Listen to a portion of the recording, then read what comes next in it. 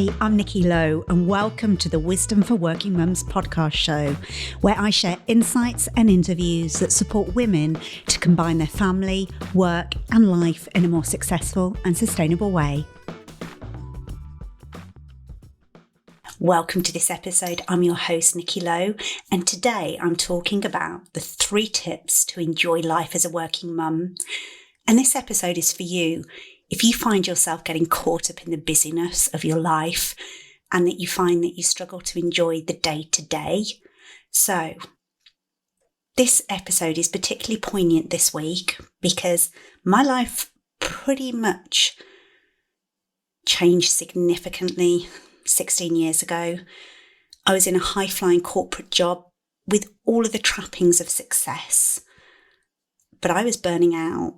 I'd become so stressed in my corporate career that I wasn't a nice person to be around anymore. And I kind of had found myself on the treadmill of life and I didn't know how to get off it. I knew something needed to change to be truly happy, but I kept delaying doing anything about it. Next year became my mantra. Next year I'll do something to sort it out. Next year I'll know what step I need to take. And that next year turned into several years. And so I'd been living for quite a few years in this state of busy unhappiness. And I felt really stuck. And it was at that point that I decided to go on holiday. And I'd booked this fabulous holiday to the Maldives. And I was a week into that 2-week holiday when I got a call to say my mum had died suddenly and really unexpectedly. And if you've listened to previous episodes in this podcast, I go into that story in a lot more detail. But as you can imagine, it was an incredibly profound moment in my life. And I talk about how my world just shifted on its axis and it never quite turned in the same way from that moment. And so it was a huge wake-up call for me and really the most painful reminder that life isn't guaranteed and next year might be too late. And it was for me, because I had been living in that state of stress and hadn't been able to enjoy time with my mum as much as I'd wanted to. And I hadn't really been a nice person to be around. And so that painful lesson really kicked my butt. And I made myself a promise in the 24 hours it took me to get a flight out of the Maldives home that I would make some huge changes in my life, which kind of led to me leaving my corporate job and taking a year out and retraining as an executive coach. And so for that lesson, I'm incredibly grateful for, because it led me on the path that I am now.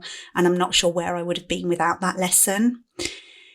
But if you have been listening to the podcast or following me for a while, you might know that this year I also lost my dad. He sadly died of 2 weeks after getting diagnosed with cancer. And so again, it was an incredibly profound reminder of you don't know when it might be too late. And after mum, I learned that lesson, but I still found myself getting dragged back into that I'll enjoy life when. And I don't know if you can relate to this. You know, I'll enjoy life when I've got more, and you can fill in the gap. It might be time, money, energy, when my house is tidy, when I've got through my to-do list, when my kids are older, or when and you can fill in the gap with more confident, slimmer, less stressed. And so this year, and particularly this week, 16 years after losing my mum, I'm reminded that this is my life. The messy middle is where it's at. And finding a way to live my life in contentment now is important, as next year just isn't guaranteed. So I'm sharing this as I'm hoping it'll be a useful reminder for you to be present to today, to not wish our lives away for some point in the future. And I'm not sure if you've ever come across this kind of quote or poem. I'm not sure what you would call it. I don't know who the author is. I only kind of relate it to somebody that's anonymous. So hopefully, if there is somebody that knows the author of this, please let me know and I will kind of give them the full credit. But they said, first I was dying to finish high school and college. And then I was dying to finish college and start working. And then I was dying to marry and have children. And then I was dying for my children to go old enough for school so I could return to work. And then I was dying to retire. And now I'm dying. And suddenly I realise I forgot to live. And I don't know about you, but that hits me really hard in the heart. Because if I'm really honest, despite losing my mum and dad really suddenly and having those powerful reminders of how short life is, if I'm really honest, I struggle to do that. I struggle to really truly live my life. And I'm guessing if you're part of the Wisdom Working Mums community, you might struggle too. So I thought I'd share with you my 3 tips to start to live more in the moment and enjoy life as it is, right here in the messy middle. My first tip is to just remember what it's all about. It's ridiculously easy for me to get caught up in the fast pace of modern life, to get consumed by my to-do list and what I have to do tomorrow and the next day and the next week. And so it's important for me to have a constant reminder to unhook for this. And for me, it's photos of my mum and dad in strategic places around my office and my home. And just looking at them really jolts me. It's that emotional kind of reset button into remembering how precious life is. And I encourage you to find your version of this. Maybe it's photos of your children. Maybe it's photos of a loved one that you've lost. Maybe it's a powerful quote. Maybe it's a mantra. But whatever it is, if you can find something that presses your reset button and reminds you to live as much as possible in this moment and enjoy it for what it is. And I get it. That's not easy. And that's why I'm sharing this. I'm sure it will continue to be my life's work to do this. But the more I can do that and the more I can kind of return to my center, I know that's where I feel more alive, more connected, more joyful, more at peace with the world. So yeah, I encourage you to find something that reminds you what it's all about. And tip 2 is to step away from the happiness trap. Despite all my psychological training, it's still really easy for me to get caught up in the trap that to be happy means that I never have a negative thought, I never have uncomfortable feelings or feel down or that I'm struggling. But the truth is that our human brains are wired to look for the negative, no matter how much positive thinking we practice. As Dr. Russ Harris, who's the author of The Happiness Trap, says, we are hardwired to suffer psychologically, to compare, evaluate and criticise ourselves, to focus on what we're lacking and to imagine all sorts of frightening scenarios, most of which will never happen. And if you've not come across Russ and his work, he's absolutely brilliant. He is a pioneer in something called acceptance and commitment therapy, ACT. And he kind of really reminds us that constantly striving for happiness is actually a one-way road to prevent us from achieving it. But most of us are constantly fighting the evolution of our brains. And literally, our brains are wired for us to focus on what's wrong, what threats are out there, and compare ourselves unfavourably because as a species, we didn't have super sharp teeth or claws or a shell to protect us. We developed this kind of super sensitive brain that would look out for all the problems to protect us. And that's how we've evolved as a species. So we're constantly having to work with that evolution of our brains. So I have to try to remind myself to step away from that unhelpful myth that happiness is always about being happy. Instead, I want to have like a rich and meaningful life, which at times will have pleasurable feelings, but will also have uncomfortable ones. And a full life includes feeling the full range of emotions. So if you judge yourself and your life, if you feel unhappy and negative, remember, it's not your fault. Your brain is wired for this. But I would encourage you to let go of that unhelpful myth that to be happy, we need to be constantly happy. Instead, it's about taking steps to align yourself to what's most important to you in your life without the expectation that it's always going to feel good. And that way you can start to find contentment even in that messy middle.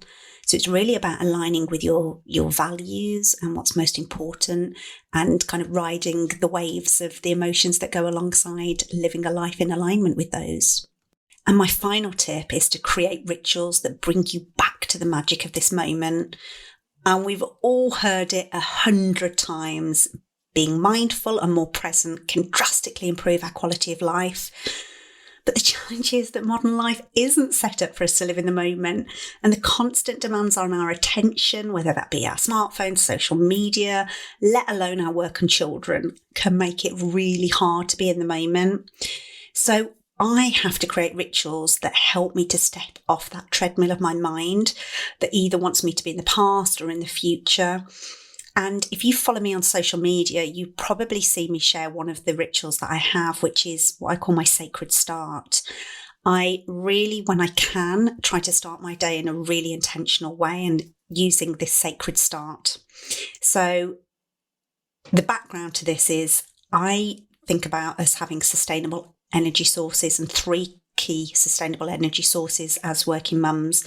The first one is our self-energy, which we're all familiar with, how we replenish ourselves, what we do to kind of exercise, what nutrition we eat, how much sleep we get, how much rest we get, and looking after our emotional energy can really support that self source. But then I talk about support energy, which is around kind of building your support network and village around you that you can lean upon, that really gives you that support energy. And the final one is what I call source energy. And this for me is about connecting to a higher source of energy. And it's really about knowing that I'm not alone and that something bigger than me, whether it be the God, universe or angels or something else, it doesn't really matter what you call it, but knowing that something bigger and more powerful than me has my back. And it's about connecting to that source energy. And that's what my sacred start does. I basically get up before the kids wake up, which is really difficult in my house because my kids are really early wakers. But what I found is actually waking up early, even if I'm tired, actually has more benefit to me by doing this sacred start than more sleep. So actually I prioritise this sacred start over sleep. And for me, that felt counterintuitive at the time, but I can only go by what's happened to me energetically. And that really helps me.